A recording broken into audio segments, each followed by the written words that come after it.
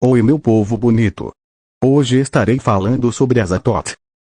No universo implemente dos mitos ancestrais existem forças e entidades capazes de desequilibrar a balança de poderes cósmicos a um nível perigoso. São entidades tão inacreditavelmente poderosas e tão inconcebivelmente influentes que um mero movimento poderia aniquilar realidades, partir dimensões e destruir a existência como nós conhecemos. São seres de tanta potência e capacidade que sua existência reúne princípios da própria natureza. Eles são aquilo que nós aprendemos a aceitar como noções norteadoras do que existe de fato: vida, tempo, espaço, gravidade, mas acima deles, acima destas entidades incompreensíveis, existe algo mais. Existe, é claro, Azathoth. Chamar Azathoth de Deus exterior é simplificar demasiadamente seu conceito. Ele é mais do que os outros deuses exteriores, talvez ele seja mais do que a soma de todos os outros deuses reunidos. Para alguns filósofos que ousam discutir o papel de Azathoth no contexto cósmico, ele é o início, o meio e o fim de tudo no universo. Tudo que existiu já foi parte de Azathoth, tudo que existe é um fragmento dele, tudo que existirá será gerado por ele. E um dia, o caos primordial irá consumir tudo em uma conflagração de aniquilação que terminará de vez com o universo como conhecemos. Pois ele é o fim de todas as coisas, assim como foi o início. Não por acaso, os teóricos dos mitos o chamam em reverência de sultão demoníaco e em temor de o caos primordial. O termo sultão foi usado provavelmente pela primeira vez pelo célebre árabe louco Abdul al-Yazred. Oriundo de seu compêndio transcendental, o al-Yazif, posteriormente batizado de Necronomicon. Em seu tratado, Yazred dispõe o papel de preponderância de Azathoth como os soberanos de todas as forças cósmicas.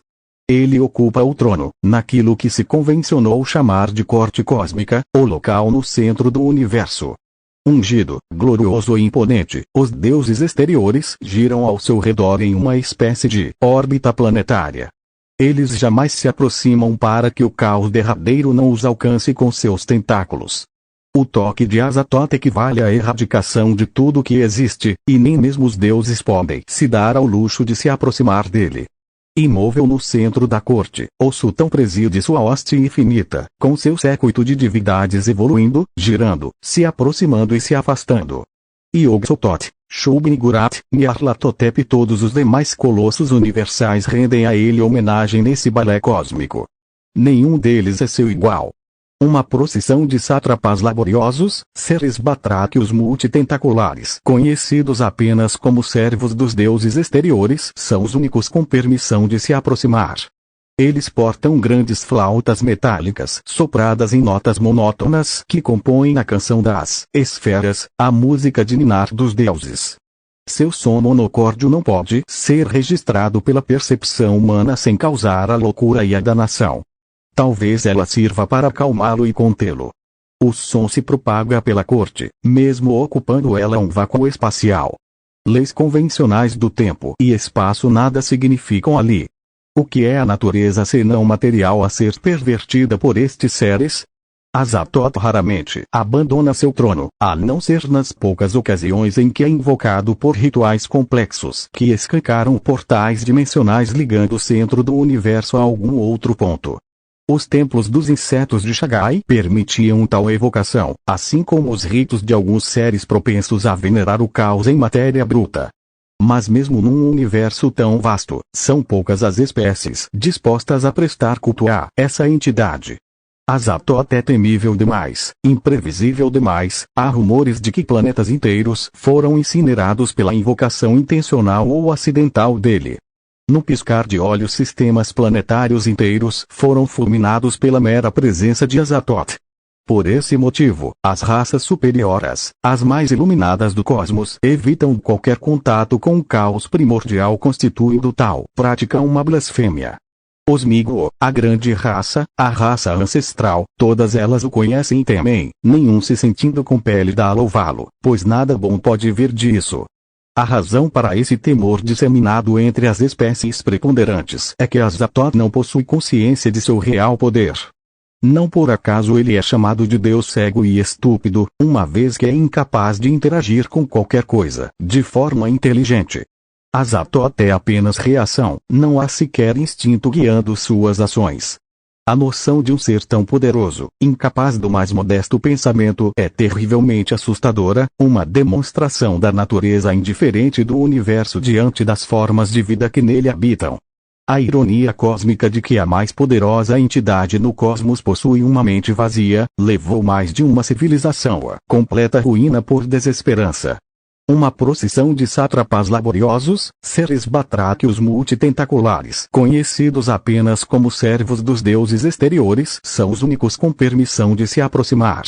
Eles portam grandes flautas metálicas, sopradas em notas monótonas, que compõem a canção das esferas, a música de ninar dos deuses. Seu som monocórdio não pode ser registrado pela percepção humana sem causar a loucura e a danação. Talvez ela sirva para acalmá-lo e contê-lo. O som se propaga pela corte, mesmo ocupando ela um vácuo espacial. Leis convencionais do tempo e espaço nada significam ali. O que é a natureza senão material a ser pervertida por estes seres? Azatoth raramente abandona seu trono, a não ser nas poucas ocasiões em que é invocado por rituais complexos que escancaram portais dimensionais ligando o centro do universo a algum outro ponto. Os templos dos insetos de Shagai permitiam tal evocação, assim como os ritos de alguns seres propensos a venerar o caos em matéria bruta. Mas mesmo num universo tão vasto, são poucas as espécies dispostas a prestar culto a essa entidade. Azatoth é temível demais, imprevisível demais, há rumores de que planetas inteiros foram incinerados pela invocação intencional ou acidental dele. No piscar de olhos sistemas planetários inteiros foram fulminados pela mera presença de Azatoth. Por esse motivo, as raças superiores, as mais iluminadas do cosmos, evitam qualquer contato com o caos primordial, constituindo tal prática uma blasfêmia. Os Migo, a grande raça, a raça ancestral, todas elas o conhecem e temem, nenhum se sentindo com pele dá a louvá-lo, pois nada bom pode vir disso. A razão para esse temor disseminado entre as espécies preponderantes é que Azatoth não possui consciência de seu real poder. Não por acaso ele é chamado de Deus cego e estúpido, uma vez que é incapaz de interagir com qualquer coisa de forma inteligente. Azatoth é apenas reação, não há sequer instinto guiando suas ações. A noção de um ser tão poderoso, incapaz do mais modesto pensamento, é terrivelmente assustadora, uma demonstração da natureza indiferente do universo diante das formas de vida que nele habitam. A ironia cósmica de que a mais poderosa entidade no cosmos possui uma mente vazia, levou mais de uma civilização à completa ruína por desesperança. Impossibilitado de fazer qualquer coisa por conta própria, Azatoth carece da intromissão de sua entourage de servos batráquios flautistas para as tarefas servis e daquele que exerce a função de arauto e mensageiro, ninguém menos do que o caos rastejante, Nyarlathotep. Ele que é chamado de coração e alma dos deuses exteriores, é incumbido de cumprir missões em nome do sultão, de satisfazer suas necessidades e executar seus menores desígnios. É dito que apenas Nyarlathotep é capaz de interpretar as vontades obtusas de Azatoth e agir imediatamente, preservando assim o trono da cólera do sultão demoníaco. Se Nyarlathotep não cumprisse esse importante papel, acreditam alguns, o universo já teria sido aniquilado pela agitação desvairada de Azatoth contrariado diante da menor situação. As lendas dizem que foi Azatoth quem deu a luz ao universo. Em seus espasmos nucleares, teria sido ele quem deflagrou a explosão do início dos tempos, a força detonadora que os físicos chamam de Big Bang e cujo ensurdecedor estrépito pode ser ouvido até os dias de hoje. Como e por que Azatoth teria feito isso, ninguém sabe. Pensadores e filósofos relacionam mitos da criação de vários povos humanos da antiguidade com a noção de que a criação decorreu da vontade de Azatoth. Os gregos e os nórdicos acreditavam que o universo foi criado a partir do caos primordial. Os hindus também têm uma compreensão do papel de Azatoth e o relacionam com Shiva, o destruidor. Encontra-se paralelo na crença judaico-cristã que diz que no início não havia nada a não ser as trevas e que estas foram banidas pela frase que se faça a luz dita por Deus. Chamar Azatoth de Deus seria viável? Muitos povos reputam a uma imensa explosão e ao brilho de uma luz purificadora ao início dos tempos, e eles podem muito bem estar certos. Alguns acadêmicos traçaram uma conexão entre Azatoth e o deus gnóstico Ashamoth, a mãe do demiurgo que gerou o universo. Da mesma forma, o culto egípcio de Aten que reverencia o disco de luz pode ser uma representação de Azatoth. Contudo, cultos devotados ao deus são praticamente incipientes na Terra e sempre o foram. Loucos desvairados e eremitas parecem ser os únicos que se voltam para Azatoth como seu redentor. Isso deve ao fato de Azatoth não garantir qualquer benefício ou proteção aos seus cultistas. É um mistério o que levou os insetos de Shagai a louvá-lo em seus templos piramidais, onde ele assume a forma de um avatar bivalve, chamado Shadagla. Os ritos devotados a Azatoth, presididos pelos insetos, são tidos como abomináveis. Alguns textos apócrifos afirmam que nem sempre Azatoth foi um deus mentalmente incapaz. Ele teria perdido sua consciência no momento em que o universo nasceu. Contemplando a extensão de sua criação, o caos primordial teria sido obliterado. Essa interpretação é encontrada em poucos livros, mas a repercussão dela é aterrorizante. Os textos afirmam que quando Azatoth recuperar um fiapo de sua consciência, o que pode acontecer a qualquer momento, ele irá por fim à sua criação, fazendo-a retroceder em uma onda de aniquilação, varrendo o cosmos de canto a canto. Se daí surgirá um novo universo, e que forma terá, ninguém é capaz de dizer. Tal preceito parece encontrar eco em inúmeros trabalhos metafísicos que afirmam categoricamente que o fim dos tempos será deflagrado por Azatoth. Durante a história humana presume-se que Azatoth tenha sido perigosamente invocado em algumas ocasiões. Para alguns estudiosos ele teria sido causador de grandes desastres registrados como ocorrências misteriosas em nosso passado mítico, a grande enchente bíblica e a destruição das cidades de Sodoma e Gomorra, por exemplo. O cataclismo que pôs fim à chamada Era Iboriana também pode ter sido causado pela convocação de Azatoth. Em tempos recentes, a misteriosa explosão de Tunguska, ocorrida na Rússia em 1908, pode ter sido efeito de uma breve aparição de Azatoth, ainda que muitos cientistas reputem esse evento destrutivo ao impacto de um asteroide. Alguns videntes e profetas que previram a destruição da Terra podem ter tido na verdade um vislumbre de Azatoth. A aparição do deus, ainda que por poucos segundos, é suficiente para deflagrar todo tipo de efeito colateral. Quilômetros quadrados de terra são devastados a partir do epicentro em que ele toca o chão. Azatoth representa a personificação da entropia e sua visita deixa cicatrizes profundas na natureza revoltada pelo seu toque. Montanhas são rachadas pulverizadas, tremores de terra são sentidos, rios mudam de curso, florestas inteiras são transformadas em clareiras com galhos mortos, destroçados e calcinados, lagoas são reduzidas a poças de água alcalina. O sultão demoníaco está relacionado à radioatividade e a mera exposição à sua luz é suficiente para causar envenenamento em tecidos biológicos, cegueira e uma variedade infindável de cânceres em seres vivos. Além disso, o calor do corpo de Azatoth é equiparável a uma fornalha nuclear, capaz de derreter pedras e transformar areia em vidro. O sopro nuclear irradiado pela forma de Azatoth incendeia e crema tudo que entra em contato com ele. É razoável supor que a mera aparição dele, por segundos que seja, representa uma ameaça concreta de aniquilação ecológica numa área considerável.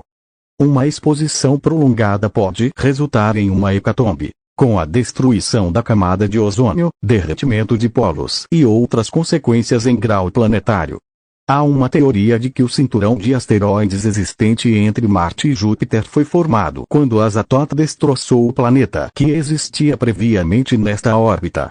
Quando o caos primordial se manifesta através de uma invocação, ele surge acompanhado de uma legião de seus flautistas que se dispõem ao redor dele tocando sua música e evoluindo como uma nuvem viva. Deuses exteriores menores também podem ser arrastados pelos portais dimensionais responsáveis pela materialização de Azatoth. O sultão reage irritado quando transportado de seu trono no centro do universo. O tamanho dele varia no momento de sua chegada. Em geral ele tem alguns poucos metros de diâmetro, mas a cada segundo sua massa expande geometricamente, podendo atingir dimensões inacreditáveis em poucos instantes. Com tempo suficiente, sobretudo se estiver furioso, o sultão pode crescer sem parar, a ponto de engolir todo um planeta e mais. Não se sabe qual a taxa de progressão e o limite de seu crescimento, e sequer se tal limitação se aplica a uma entidade como esta. Em todo caso, nas oportunidades em que ele foi invocado, continuava crescendo até ser dispersado e retornado ao seu lugar original. Não é fácil enxergar Azatoth em meio à conflagração de radiação e calor que emana de seu corpo. Aqueles que tentam fazê-lo, geralmente morrem ou ficam permanentemente cegos. Muitos dos que têm um lampejo dele, citam o chamado olho de Azatoth, um imenso disco flutuante de luz branca. Esta talvez seja a sua forma mais clemente e comparativamente menos letal do Deus. Trata-se afinal de uma maneira dele observar nossa realidade, sem que seja trazido em pessoa. Nas ocasiões em que o sultão demoníaco se manifesta em toda a sua glória profana, a visão é simplesmente indescritível, algo que causa loucura nas mentes mais racionais. Azatoth é uma entidade amorfa, uma massa caótica de fúria nuclear em eterna fissão. Ele expande imensos tentáculos feitos de luz pulsante e calor que derrete e reforma seu próprio corpo a todo momento. Esses pseudópodes estão sempre se esticando, aumentando de tamanho e alcance, atingindo várias jardas em instantes. O toque deles é letal para tudo que existe no universo. Seres vivos se desmancham desintegrados com céus, átomos dispersos pela corrosão entrópica. Nada está a salvo deles. A massa principal que compõe seu corpo tem uma coloração branca imaculada e está em constante transformação, irradiando miríades de luz e radiação cegante através de espaços que se rasgam como feridas ou estouram como bolhas. Não há carne, ossos, fluidos ou matéria para se concentrar, ele é luz e nada mais. A incapacidade de conceber a forma de Azatoth torna a visão dele ainda mais impactante. Contemplá-lo é como contemplar a face do Sol, de Deus, da criação e da destruição. Tudo isso em uma mesma forma, crepitando com uma voragem de selvageria primal. Grandioso no topo, imponderável em cada detalhe, não há como explicar o que é Azatoth, não importa quantos adjetivos sejam utilizados e quantas frases sejam proferidas. Seria preciso inventar palavras para descrever algo como o caos primordial. Não há nada nem remotamente similar na experiência humana para estabelecer uma base comparativa. No centro do universo, impassível, contemplando a dança cósmica de sua corte, Azatoth. O vídeo foi esse, deixa o like e se inscreve para ajudar o canal. Então foi isso, tchau.